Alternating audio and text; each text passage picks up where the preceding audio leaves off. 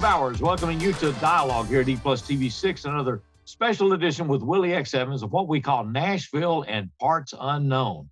And Willi, you've been talking about this guy for a long time. It's good to have him with us. Tell us about our special guest. Hey, Max. Hey, Millie. Hey, August. Oh, yeah. Get those grandkids noticed. Got to get that in, man. Yes, sir. This guy is just an amazing picker, but just an amazing songwriter.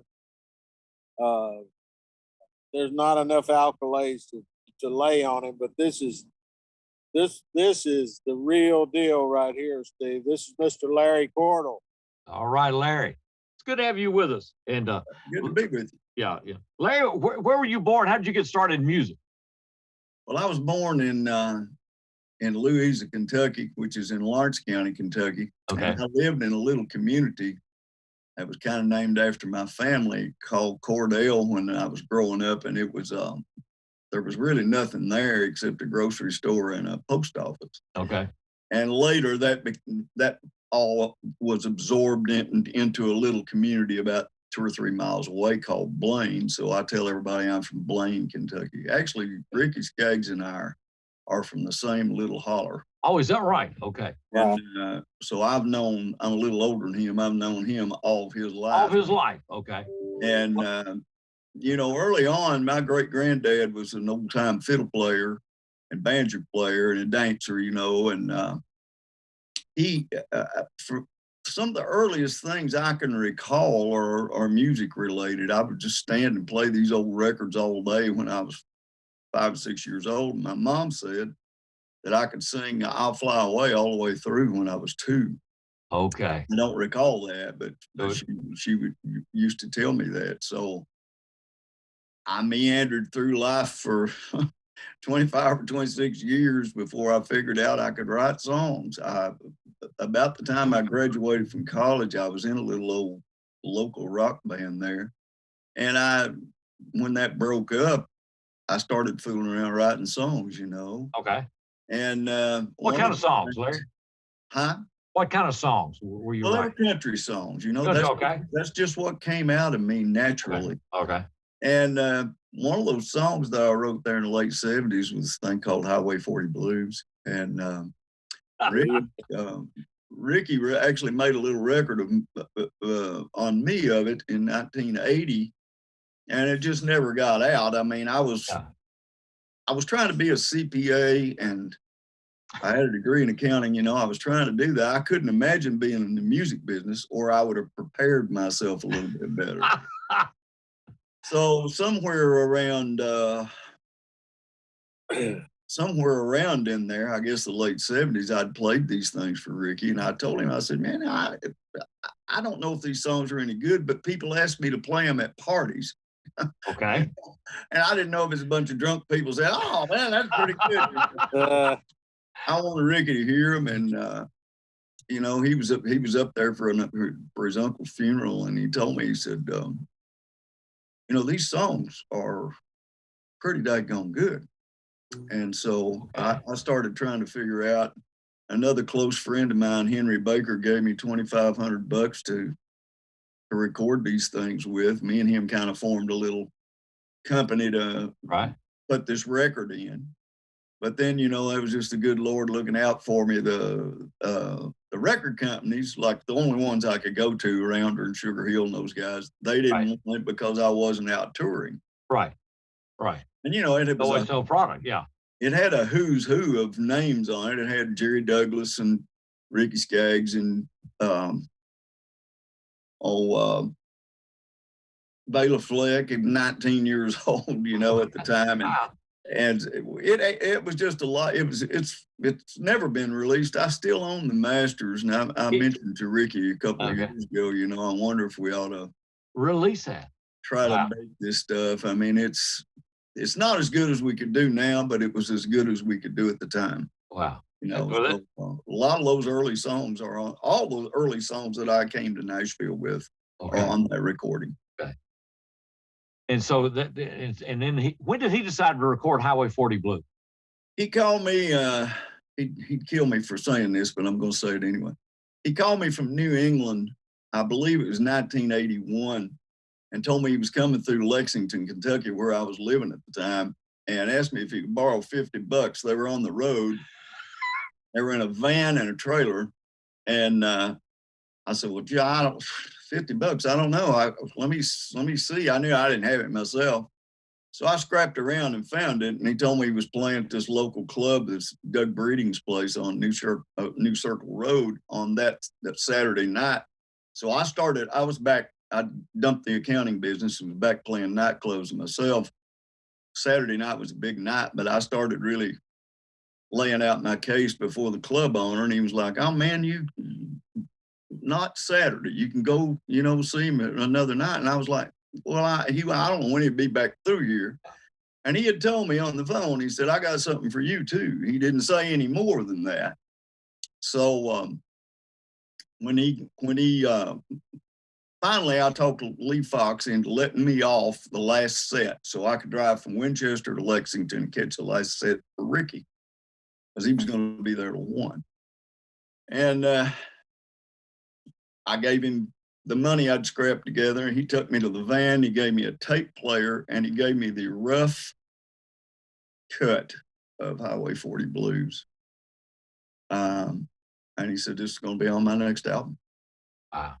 So I guess that thing maybe came out in 82. It was a great big record in 83. And in 84, he asked me if I wanted to move to Nashville. So that's a condensed version of how I got here. And we'll be back with the rest of the story as we continue this dialogue at E+ TV 6.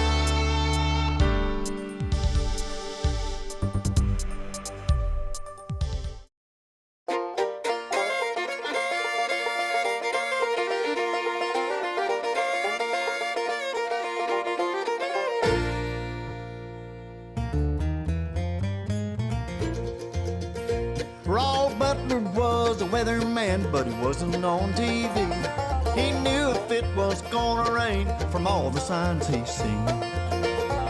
Well, he knew it meant wet weather when he heard the tree frog sing, and what it meant when the southern moon had a golden ring. The farmers came from miles around when it got hot and dry, hoping for some good news when he looked up in the sky. He'd look up at a big black cloud from the Carter County Bridge. Say, I'm afraid it's bad news, boys. She's breaking on the Jimmy Ridge. She's breaking on the Jimmy Ridge, boys, breaking on the Jimmy Ridge. There'll be no rain here today. She's breaking on the Jimmy Ridge.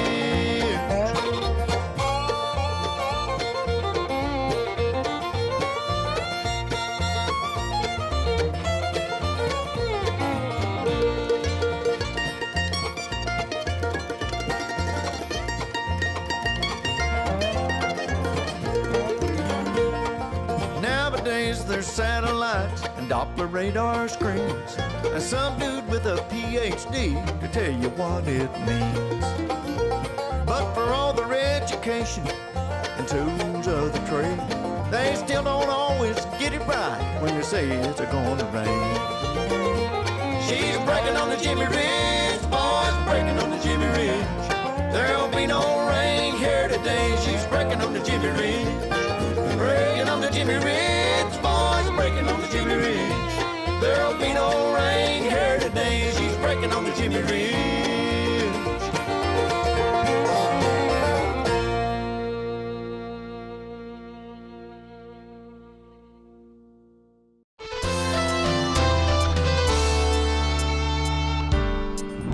Welcome back to Dialogue at E+ TV 6, and with Willi X Evans, we call this Nashville in Parts Unknown. Larry Cordle is with us. If you're just joining us, you got to go back and pick up this other segment because we went roundabout. We got to Nashville after being an accountant and everything else, and getting out of that business. So you hear Highway 40 Blues, and it's like it's time to go to Nashville. Again, becomes a big hit. And so, Larry, what happened next? Well, I moved here. Ricky asked me in the fall of '84 if I wanted to come here. I was on the road with him doing I wasn't playing. I was just running around with him. Right. You know, I had a couple of new songs, first one thing, then another. By that time, he was already recording other things of mine. And he asked me if I wanted to move here. And I was like, well, by that time I was making pretty good money in clubs. I was making maybe $500 a week. Well, we're talking about 1982. It was a lot of money. Right. And so they offered me $200 a week to come here. And I went home and told my wife, we hadn't been married long, that I had an opportunity to move here. She really didn't want to come here, but she knew I needed to if I was ever going to get on farther down the road. Yeah. So we came here in the spring of '85, and immediately the publishers, which was Lawrence Welk, was the owner of the publishing company. All right. They started trying to hook me up to co-write with people. Some that I'd already been writing with, because after Highway 40 Blues was a hit, they started paying for me to come to town, even though I wasn't living here. Okay. They were taking my money and using it to pay me to come to town. But anyway, I was eager to learn, because I never had written with other people. I didn't know what it meant to collaborate. I mean, I knew what it meant, but I didn't know if it was going to be for me or not. But I found out I liked it. I had a couple of great early writers that took me under their wing. Tommy Rocco, who had hit after hit after hit, really took me under his wing and told me I could do this, because I'd had a #1 record, but I assumed it was because I knew the guy. Okay. So I didn't know how many more of them I could come up with. And Tommy told me that I could do this. And then I met Jim Rushing, and I didn't know this, but Ricky was kind of behind the scenes trying to form a little company around me. Okay. And he hired Jim Rushing, he hired Carl Jackson, and he hired Waylon Patton. And I think Pete Rowan was in there too. And these people, we were all part of the Welk music group. We were inside that, and there were wonderful writers in there, Bob McDill and Rory Burke, and just Ronnie Scaife, and just guys that were brilliant, And every day you couldn't pass somebody's office and not hear some kind of great music coming out of there. So even though I was in my 30s, I might as well have been 18, because I didn't know anything about what I was getting into. And, I found out that there was a lot of sweat involved if you were going to do this seriously and you were going to try to make a living, because there's no way they'll give you a little money as a draw, but there's no way that you can stay in town unless you make money. Right. You have to absolutely get on people's records. Right. Because the publisher's not going to keep paying you. If you can't make early on, see, it was easy, because I'd already made the money I'd made for Highway 40 Blues. If I had not been able to come with something else quickly, I got a couple of years probably. All right. But if I was not able to come with something else, they'd have said, well, it's been nice knowing you. Yeah. What was the something else, Larry? You got some other records. You got to come up with some other songs, What was the next one that hit for you? The next big hit I had was Honky Tonk Crowd on John Anderson. It was 1986. Okay. So that's how long it was between singles. Okay. But luckily for me, in that time, Ricky did another thing or two of mine. Mo Bandy did a thing of mine. That was the backside of Too Old to Die Young. Okay. Mo actually did two things. Okay. He did one thing on a record called Barroom Roses, and I can't remember the name of the record on the other thing. Charlie McClain did a thing. I was getting things. Right. I was getting things in there. I had a George Strait thing in there. It was not about 1988 or 89, somewhere in there, but I got these things. And back then, people were selling a lot of records. So if you could make money consistently for the publisher, you're okay. Your spot. Yeah. I know the money has changed because record sales have changed. It's a different thing. There is no side B anymore. It's just a different thing. Yeah, it's a shame in a way, but I mean, I know progress must go on, because I don't exactly understand the streaming thing, but I guess somebody's got a handle on it. I know for songwriters, we hardly make anything off that stuff. Yeah, it's just different. There was one other project I wanted to ask you about, because I wanted to spend some time on the new CD that's out, and that's a project with the Moody Blues. So how did that happen, and what was that? Well, Dave Harvey a great mandolin player who's played with a lot of people. Probably his most famous was Larry Sparks, I guess. Dave Harvey was friends with this guy, I guess, that knew Justin from the Moody Blues. And Dave called me and asked me if I would sing this song. And I said, he told me what the song was. And I said, wow, I hate to say this, but I don't think I know it, you know? I mean, I kind of knew their commercial things. Right, yeah. But honestly, I was too much of a Southern rock fan, I think, and bluegrass and country fan I just hadn't delved into the records like I had a lot of other things. But I said, absolutely, you know, I was tickled to death to get a chance to be on it. So unbeknownst to me, you know, David got John Keon and Harley Allen and just a host of other great people to be on this record. And then the Moody Blues came here and we did a whole thing at the Ryman, you know. It was a heck of a night. You couldn't have got another person in there. It was packed to the rafters. And I had this whole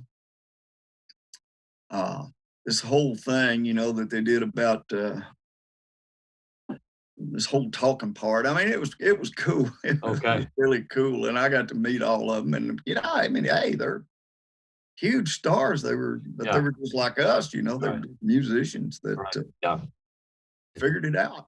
We got a brand new album out we want to talk about as we continue this dialogue at E Plus TV 6. That's coming now.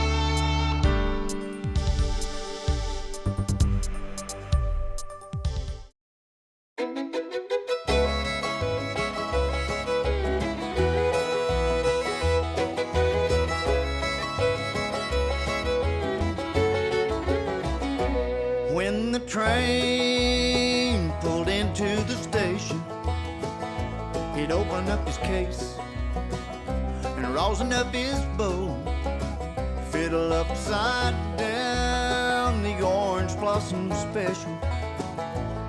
'Cause if you wanna make a living, you gotta put on a good show.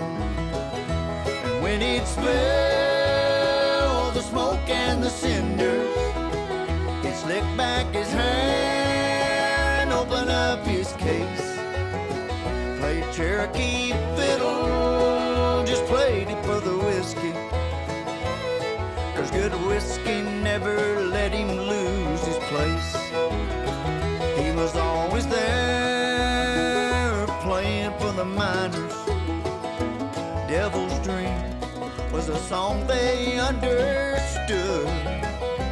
Then he'd go back to Oklahoma, and he'd wait till the trains was a-running and the weather was good. And when he'd smell the smoke and the cinders, he'd slick back his hair and open up his case. He played Cherokee fiddle, just played it for the whiskey. 'Cause good whiskey never let him lose his place.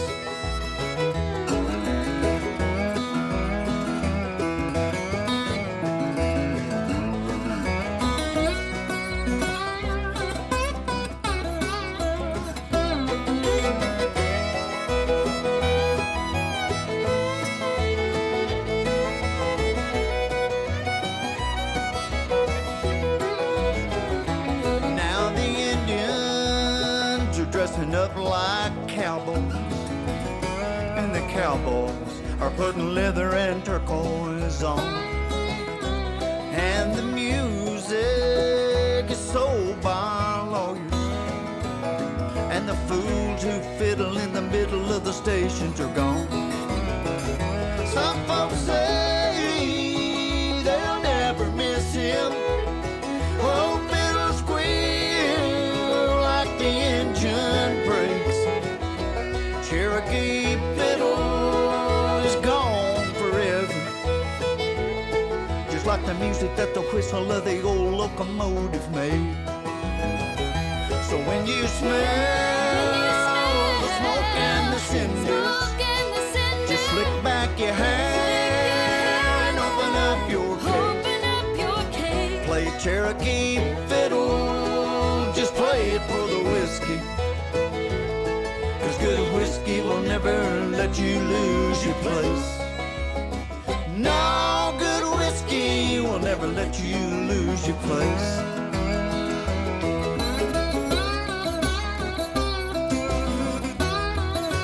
No good whiskey will never let you lose your place.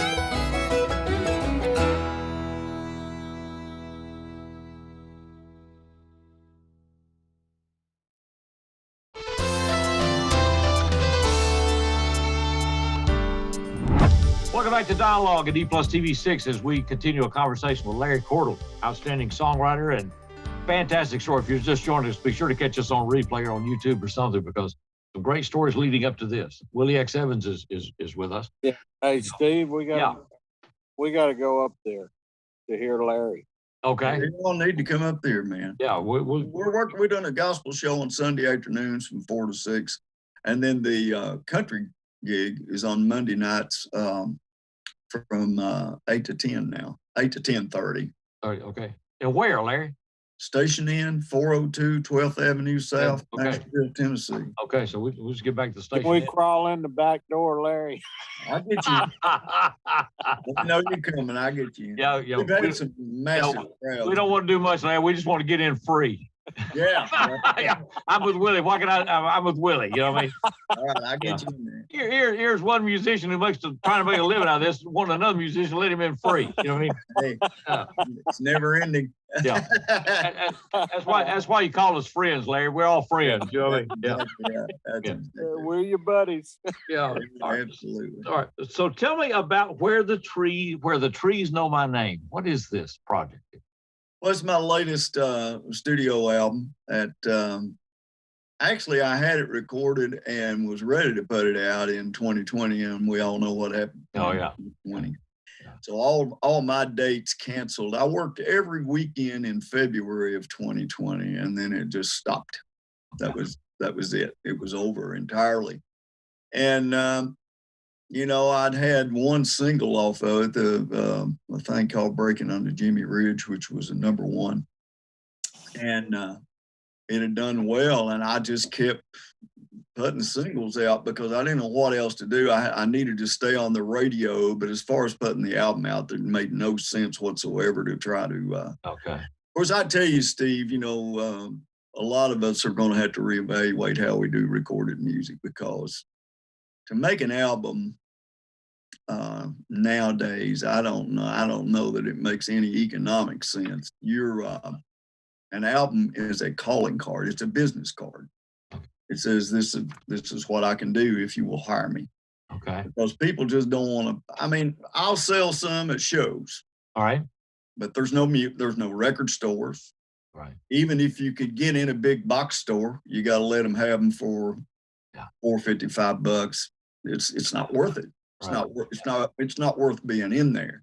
So I don't know. I think in the future you're going to see a lot more people making records because they got to stay on the radio. They'll do a couple of singles a year, and if they can stay in business long enough to all them singles make an album, that's what they'll do. I'll do. Wow.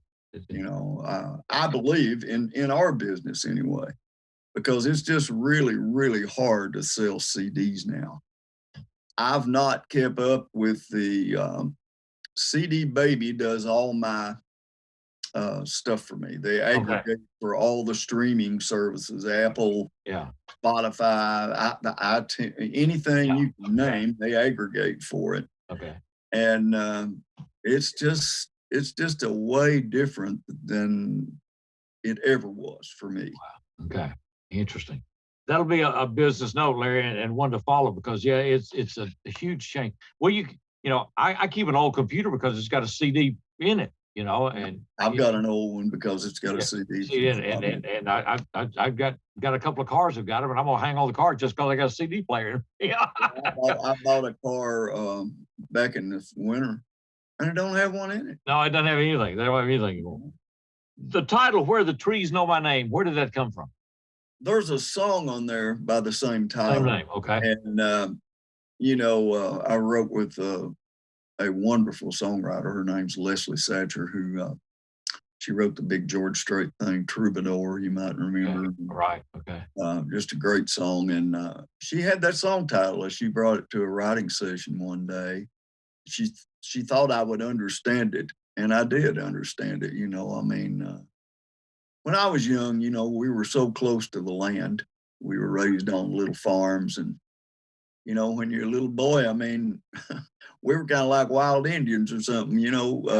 Mom and Dad took care of everything. We just kind of run the woods and right. And stuff. That's kind of what it's about, the innocence of that, and that time of life and stuff. One of my favorite things on there. It's I don't know that it's a big radio thing, but because you can't hardly get the radio to play nothing unless it's fast. Right. Yeah. But I think you'd enjoy the story. Okay. Some other highlights from this album you want to talk about?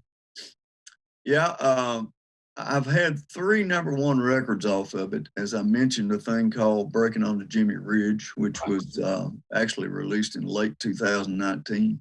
So it bled over into 2020. Okay.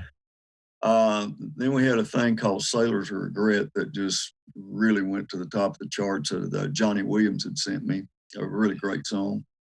And then I made a bluegrass version of Cherokee Fiddle. And probably been the biggest song I've had since Murder on Music Row. Okay. I mean, it's been #1 about 4 or 5 times. It'll be #1, and it'll go out there for a little while, and it'll come back in. Again. It's pretty much dead now, but man, they have played the zeros and ones off that thing. I mean, it's been a big record.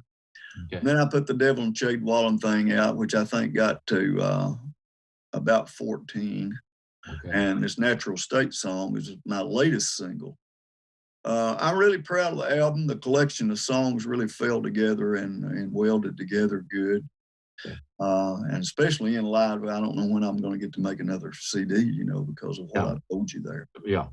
Larry, if people want to follow your music and follow you, how do they do that? What's the best way to do that? Well, you can go to of course, I have all the social media pages. I have a Twitter. I don't have an Instagram. I've got one, but I never use it.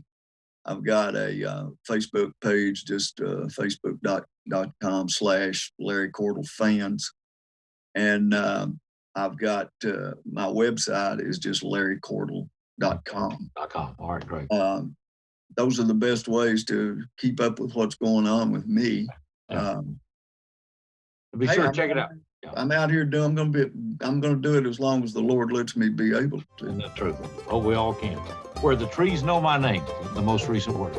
Larry, thanks a lot for doing this. Really appreciate the time. Thank you, Steve. Been very gracious, and it's good to be able to see you and talk to you. And like I said, we'll try to sneak in the back door of the station in. Just let me know, man. All right, man.